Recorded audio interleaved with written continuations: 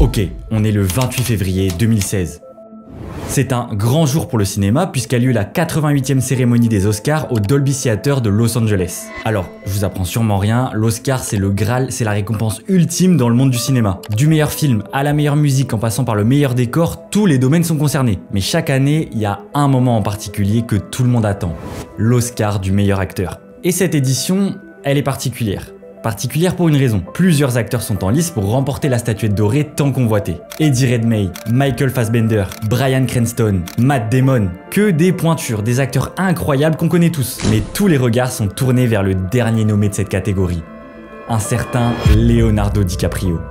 Je vais pas vous faire l'affront de vous présenter Leonardo DiCaprio. Titanic, Shutter Island, Inception, Django Unchained, Le Loup de Wall Street. Le nombre de classiques qu'a ce mec à son actif est légendaire. Et tous les regards sont tournés vers lui pour une bonne raison. Il n'a jamais remporté l'Oscar. Lui qui est considéré par beaucoup comme le meilleur acteur de sa génération. Et cette année, il est plus attendu que jamais. Puisqu'il est nommé pour le rôle qu'il affirme comme étant le plus difficile, le plus éprouvant de toute sa vie. Ce rôle, c'est celui de Hugh Glass dans le film The Revenant. L'histoire d'un trappeur brutalement attaqué par un ours pendant une expédition et laissé pour mort par les membres de sa propre équipe. Sauf que derrière ce scénario complètement fou se cache une histoire totalement vraie. La quête d'un homme prêt à tout pour survivre. L'histoire d'un survivant si déterminé qu'elle a traversé les époques jusqu'à entrer dans la légende. Laissez-moi vous raconter la véritable histoire de The Revenant.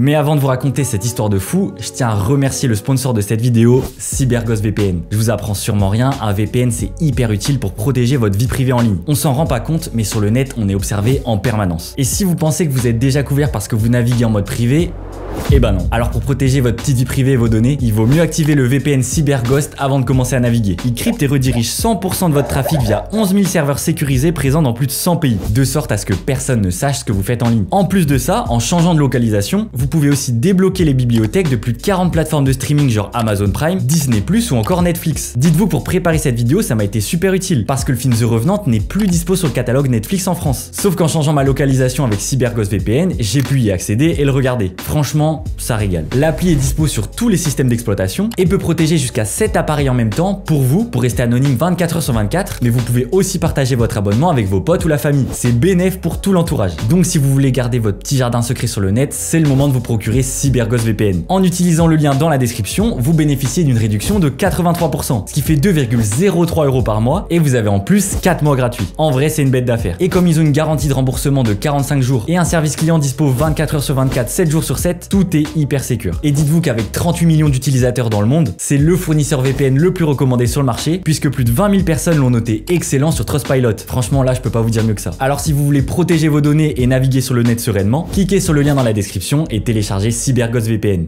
Bon, maintenant revenons à notre histoire en faisant un bond dans le passé jusqu'en 1822. Le 13 février très exactement. On est à Saint-Louis dans l'état du Missouri aux États-Unis. Une annonce est publiée dans le journal local, le Missouri Gazette and Public Advertiser. Cette annonce a été faite à la demande du général William Henry Ashley. Le général Ashley, c'est un mec important et haut placé. Il est le lieutenant-gouverneur de l'état du Missouri et le président d'une entreprise qu'il vient tout juste de créer, la Rocky Mountain Fur Company. En français, ça donne la compagnie de fourrure des montagnes rocheuses. Ouais, ça claque moins. Mais c'est pour que vous compreniez son activité. Et donc dans cette annonce, il cherche 100 hommes, 100 volontaires pour participer à une grande expédition. Une expédition qui consiste à remonter le fleuve du Missouri vers le Montana pour récolter des peaux de castor. En ce temps-là, c'était pas le dropshipping ou les formations en ligne, le business du moment, hein. C'était le commerce de fourrure. Et la fourrure de castor en particulier était ultra demandée en Europe. C'était la fourrure à la mode. Et ce genre d'expédition, c'était le jackpot assuré. Alors, oui, à condition de survivre aux attaques indiennes, parce que les relations avec les peuples amérindiens étaient pas terribles, hein, aux tempêtes de neige, aux avalanches, aux traversées de rapides, à la faim, à la soif, à la fièvre, aux parasites, ou encore aux grizzlies. Mais bref, les volontaires seront employés pendant 1, 2 ou 3 ans pour s'aventurer dans les régions sauvages inconnues de l'Ouest et les explorer aussi loin qu'ils le peuvent. En guise de paiement, on leur propose un salaire de 200 $ par an. Ouais, ça paraît rien, mais avec l'inflation, en 2024, ça représente 5 500 $. Ouais, bon, c'est toujours pas ça, mais je vous jure qu'à cette époque, c'est une grosse somme. Et ils peuvent aussi garder la moitié des fourrures qu'ils obtiendront. Ça va. De nombreux hommes répondent à l'appel du général Ashley et forment un groupe qu'on appellera le Ashley's 100. De grands trappeurs et explorateurs font partie de l'expédition. James Beckworth, Thomas Fitzpatrick, David Edward Jackson ou encore Jedediah Smith. Alors, nous, en tant que néophytes, ça nous parle zéro, mais je vous le dis, c'est que des cracks. Sûrement les hommes les plus coriaces et résistants qui aient jamais vécu à cette époque. Et parmi eux, un homme d'une quarantaine d'années, que les membres du groupe décrivent comme silencieux, froid, mais extrêmement intelligent et talentueux en termes de connaissance de la nature. Cet homme, c'est un certain Hugh Glass. À 40 ans, Hugh, c'est le doyen du groupe. C'est un âge hyper avancé pour un trappeur à cette époque. Mais au-delà de son âge, Hugh est hyper respecté. Grâce à son expérience et son courage, parce que vous allez le voir, ce mec est un GOAT. Car en s'inscrivant à cette expédition, Hugh, il le savait pas encore, mais il vient de s'embarquer dans l'aventure qui fera de lui une légende. Mais en fait, pour bien comprendre le personnage qu'est Hugh Glass, parlons un peu de son passé. Hugh naît vers 1783 à Philadelphie en Pennsylvanie. On sait pas grand chose de son enfance, mais selon l'histoire racontée par les gens qui l'ont connu, on sait que Hugh nous a fait une Luffy parce qu'il est parti très tôt en mer. À peine adulte en fait, avec une envie folle d'explorer les océans. Il est carrément devenu capitaine de navire. Mais Hugh est fait pour ça. Physiquement, il est grand, il est assez stock donc bien bâti pour affronter les situations extrêmes. Il sait lire et écrire et en ce temps-là c'est assez rare pour un marin. Bref, il a tout pour devenir un grand capitaine. Mais tout bascule lorsqu'un beau jour il croise la route de pirates. Et se fait aborder, puis capturer. Ah oui, c'est un début de vie totalement épique. Le mec vit littéralement la vie de Luffy et Jack Sparrow en même temps. En plus, il est pas capturé par n'importe qui, par l'un des commandants du pirate, Jean Lafitte. Un pirate français hyper influent à la tête d'une flotte d'au moins 10 navires. Et donc son équipage se fait défoncer et une fois capturé, Hugh a deux choix qui s'offrent à lui. Soit il devient pirate pour Jean Lafitte, soit la mort. Bon, la question elle est vite répondue, Hugh choisit la piraterie et il navigue 1 an sous le pavillon noir. Donc, le voilà pirate. Sauf qu'on n'est pas dans One Piece. Hugh, il est pas là par choix. Il dit assister à des scènes qu'aucun homme n'est censé voir. Il est totalement prisonnier de sa situation. Mais un jour de 1818, Hugh et l'un de ses compagnons refusent catégoriquement de prendre part à l'une des horreurs commises par l'équipage. Alors il a jamais voulu parler de ce que c'était, mais on peut assez facilement le deviner. Alors suite à ça, Hugh et son pote s'échappent du navire à la nage jusqu'au littoral le plus proche, sur l'île de Galveston. Une fois arrivés sur la terre ferme, ils survivent un temps en mangeant des reptiles, puis ils se mettent à marcher vers le nord. Sauf qu'en allant vers le nord, alors Hugh et son pote ils le savent pas, mais ils vont passer sur le territoire d'une certaine tribu amérindienne, les Karankawa. Et les Karankawa, c'est des cannibales. Donc autant les éviter, et par chance, ils vont pas les croiser. Ouf! Pour finalement être capturés par les Pawnee. Alors, les Pawnee, heureusement, ils sont pas cannibales, mais ils sont pas beaucoup plus cool, hein, parce qu'ils pratiquent le sacrifice humain. Et ce sacrifice consiste à brûler vif quelqu'un et récolter ses cendres pour en faire du thé. C'est une époque hostile, ouais. Et Hugh et son pote se font capturer pile au moment requis pour le sacrifice. La chance, là, on l'a pas. Hein. Donc Hugh voit son pote se faire sacrifier d'une manière atroce devant ses yeux en attendant son tour. Et quand vient son tour, Hugh, il a un éclair de génie ou un geste de désespoir, on sait pas trop. Il offre un cadeau au chef de la tribu. Un truc de peinture nul qu'il avait dans sa poche là. Et là on pourrait se dire mais à quoi il joue? Ça sert à rien, il est mort le mec. Bah pas du tout. Le chef de la tribu il voit un don des dieux, un signe divin et il décide non seulement de ne pas sacrifier Hugh, mais aussi de l'adopter en tant que fils. Retournement de situation inattendu. Et donc après avoir été marin puis pirate, maintenant c'est un Indien. Il vit pendant plusieurs années dans la tribu, il apprend leurs coutumes, leurs techniques de chasse, et c'est là qu'il va développer des talents de chasseur hors du commun et une connaissance de la nature incroyable. Alors, j'aimerais faire une pause pour qu'on se rende compte là. Hugh a déjà échappé à la mort à 2 reprises. Il a déjà le destin du perso principal d'un film, alors qu'on n'a même pas encore abordé l'événement qui va faire de lui une légende. Et donc on arrive en 1822. La tribu est invitée à Saint-Louis dans le Missouri pour débattre de ses droits. Donc le chef de la tribu et Hugh, en sa qualité de fils, ils s'y rendent tous les deux. Et une fois arrivé là-bas, Hugh, il a une prise de conscience. Il se rend compte que la civilisation, ça lui manque. Alors il décide de rester à Saint-Louis, avec l'accord de papa, et donc maintenant qu'il est là, il faut trouver du taf. Or justement, au même moment, il tombe sur une annonce de la Rocky Mountain Fur Company. Et c'est à partir de là que son histoire va devenir légende. L'expédition commence en 1823 par un voyage de 2400 km en bateau plat sur le fleuve du Missouri. Et le groupe vogue pendant des semaines jusqu'à l'état du Dakota du Sud. Le but de ce début d'expédition, c'est d'échanger pacifiquement avec les Arikara, une tribu d'Indiens commerçantes. Alors, les Arikara sont quand même décrits par les gens du coin comme une tribu imprévisible avec laquelle il est difficile de traiter. Ça annonce que du bon, je pense. On est le 2 juin et le groupe arrive au point de négociation avec la tribu. Sauf que je vous l'ai dit, les relations entre les colons européens et les Amérindiens sont pas très bonnes. Je vous apprends rien, les Amérindiens c'est les tout premiers occupants du territoire américain et ils ont jamais trop apprécié la présence des Européens sur leur territoire. Alors c'est tendu et la transaction se passe pas très bien.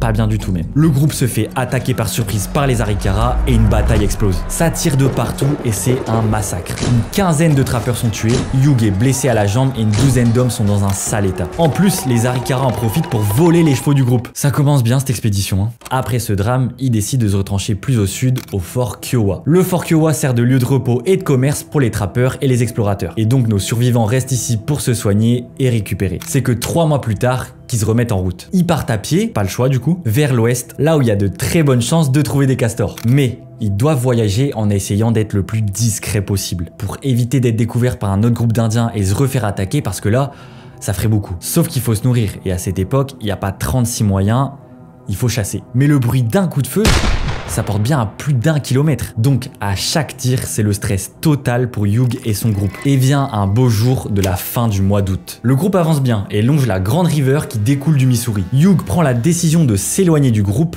pour chasser, parce que c'est la raison pour laquelle il est là à la base. Donc Hugh s'enfonce dans les bois et marche discrètement à travers les forêts à la recherche d'un animal. Il avance lentement et observe. Quand d'un coup, il entend un bruit dans les buissons. C'est à ce moment-là qu'il aperçoit 2 oursons. Donc ça va, pas besoin de s'inquiéter. Mais pour un chasseur aussi expérimenté que lui, et même pas besoin de l'être en fait, 2 oursons seuls comme ça, maman n'est pas loin.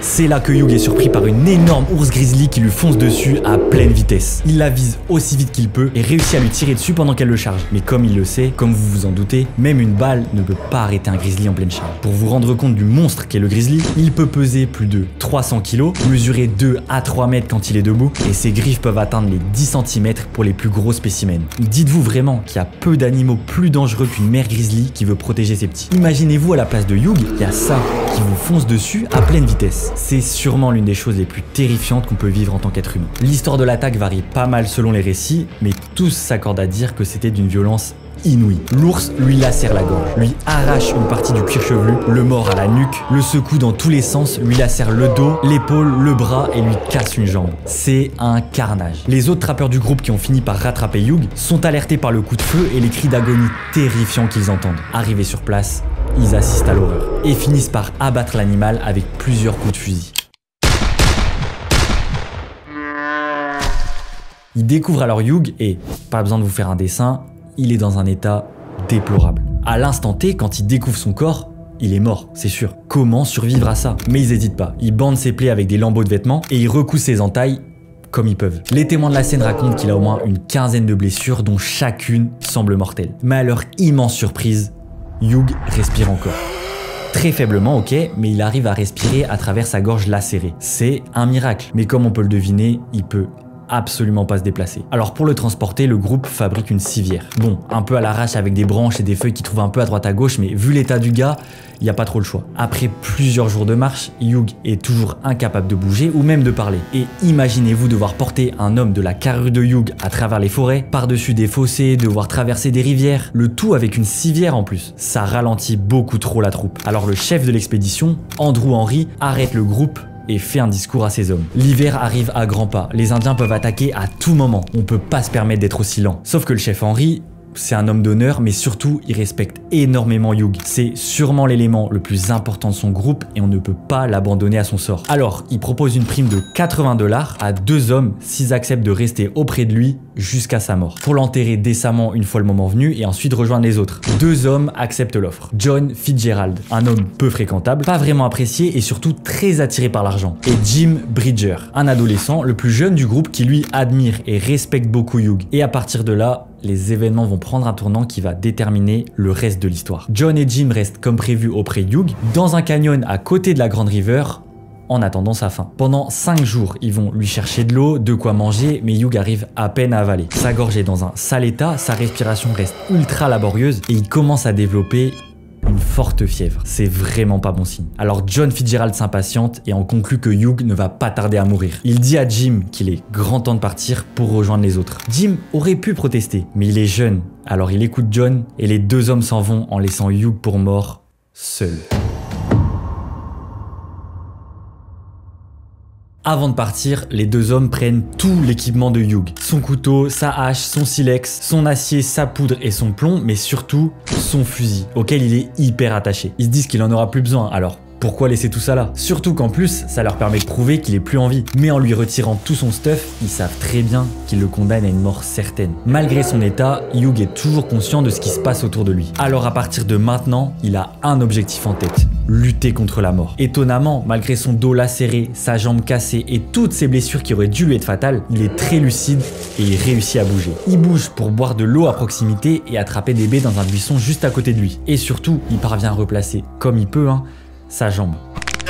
Le lendemain, il se réveille en apercevant un gros serpent à sonnette qui s'approche de lui. Et dans un élan de motivation, il prend une pierre pour défoncer le serpent et réussit à le manger. Coriace le gars. Et mettez-vous à sa place. Parler, difficile. Se lever sans douleur, impossible. Alors marcher, n'en parlons même pas. Donc, quelle option il lui reste?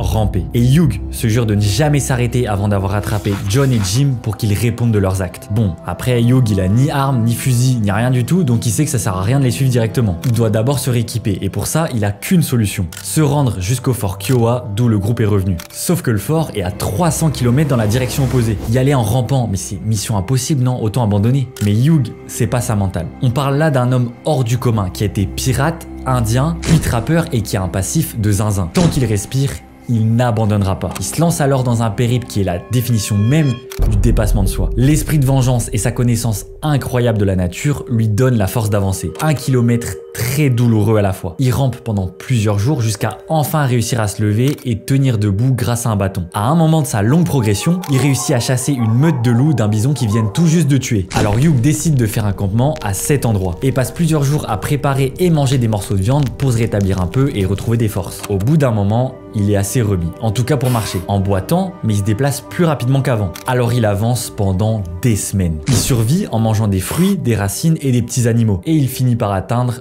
le fleuve du Missouri. Mais une fois arrivé près du fleuve, il tombe nez à nez avec une bande d'Indiens, des Sioux. Oh shit, here we go again. Sauf que non, cette fois-ci, étonnamment, ils sont hyper sympas et accueillants. Alors il sympathise avec eux et eux l'aident en nettoyant ses blessures, en lui donnant à manger et des provisions pour continuer. C'est fou!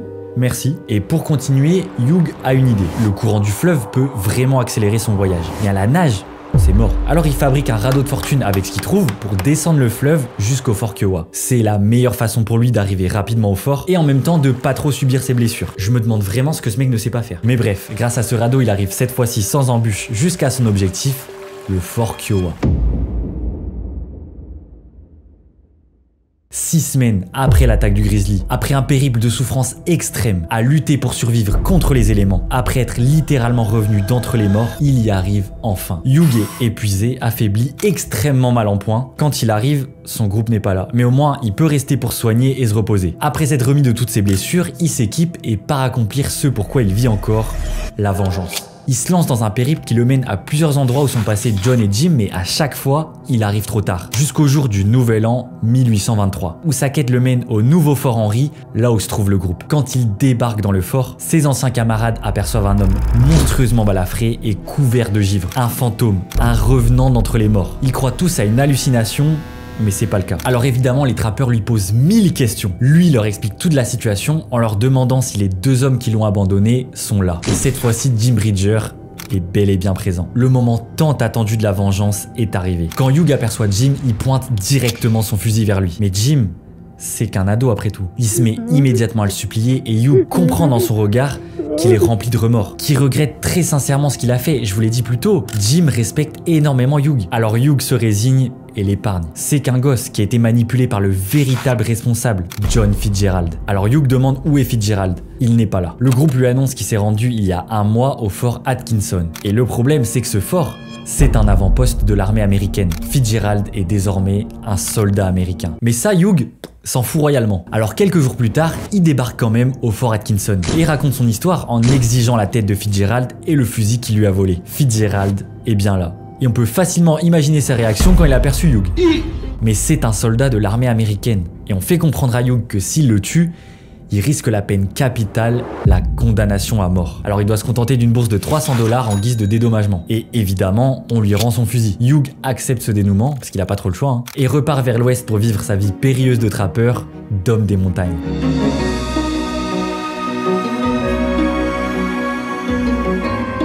La vie de Hugh prend fin très brutalement 10 ans plus tard, en 1833, vers l'âge de 50 ans, lorsqu'il est tué par une tribu Arikara.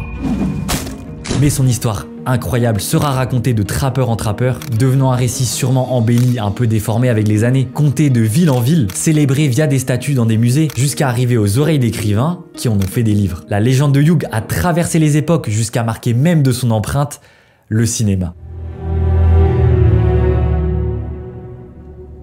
Parmi tous les livres qui racontent l'histoire de Hugh Glass, il y en a un qui a particulièrement marqué les lecteurs, The Revenant de Michael Punk. Un livre publié en 2002 qui raconte le périple de Hugh durant l'expédition, mais qui prend quand même quelques libertés pour romantiser un peu le récit. Michael Punk a pris la base historique et il en a fait une fiction. Une fiction qui intéresse très rapidement l'industrie du cinéma. Parce que le producteur Akiva Goldsman rachète les droits en 2001 avant même que le livre soit publié. Il sent le banger potentiel et vous l'avez bien vu à l'histoire. Il a raison. Mais à partir de là, le périple qui va nous mener au film est digne de celui de Hugh Glass. Ce projet va littéralement lutter pour sa survie et pour voir le jour. En premier lieu, c'est le sud-coréen Park Chan-wook, à qui on doit cette masterclass qu'est Oldboy, qui est annoncé comme réalisateur avec Samuel L. Jackson en tête d'affiche. Incroyable. Sauf que Park quitte le projet. Bon, on recommence. Sauf que rien. Pendant 9 ans, rien, le projet est au point mort. Il faut attendre mai 2010 pour que le projet soit relancé et confié à John Hillcoat pour le réaliser, à qui on doit la route quand même, donc on est carrément cohérent dans le thème de la survie. Et attention, pour jouer le rôle de Hugh Glass,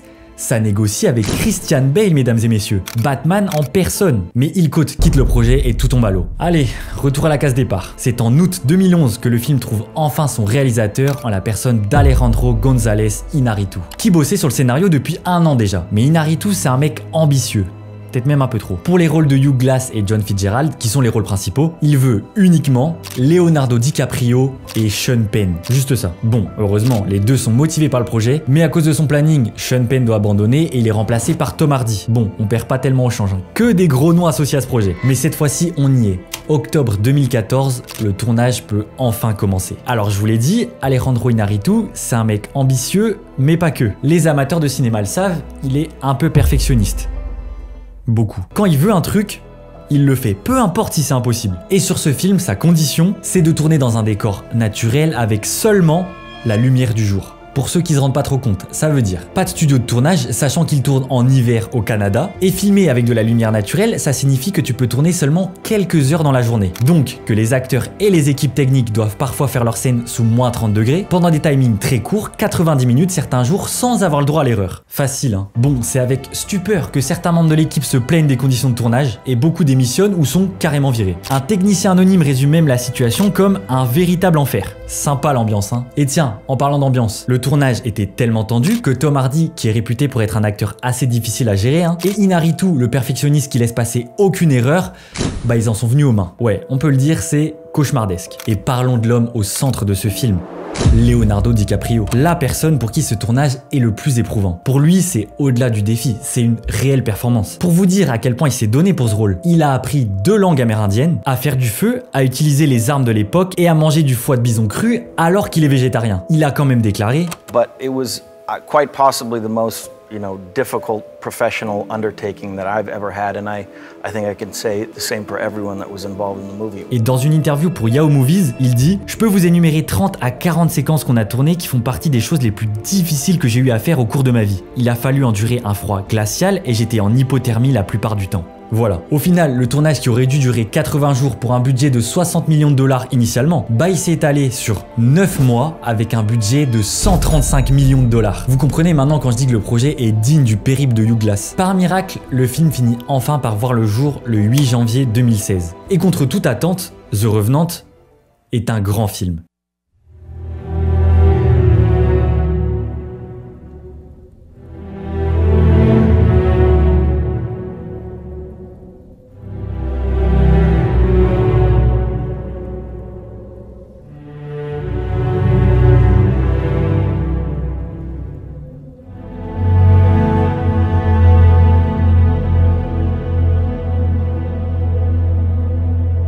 C'est un énorme succès, puisque le film rapporte 530 millions de dollars de recettes au box-office à travers le monde. Et c'est assez inattendu quand on voit la gueule du projet. Parce qu'on parle d'un film de survie, pas d'un Marvel ou d'un Star Wars. 530 millions pour un tel film, c'est fou. Et en plus du succès commercial, c'est un succès critique quasi unanime, que ce soit la réalisation d'Iñárritu ou la performance complètement folle des acteurs, notamment Tom Hardy et évidemment Leonardo DiCaprio. Et ce succès atteint son paroxysme la soirée du 28 février 2016 durant la 88e cérémonie des Oscars. The Revenant est nommé dans 12 catégories, sur 24 en tout, c'est énorme. Et le film remporte 3 Oscars. Meilleur réalisateur, meilleure photographie et enfin... And the Oscar goes to Leonardo DiCaprio. Enfin, à 41 ans, après être passé 5 fois à côté de la statuette dorée, il aura fallu à cet acteur unique à la carrière déjà démentielle affronter le tournage le plus difficile de toute sa vie, réaliser une performance digne du périple de Hugh Glass pour enfin remporter le trophée qui lui manquait tant et marquer définitivement l'histoire du cinéma.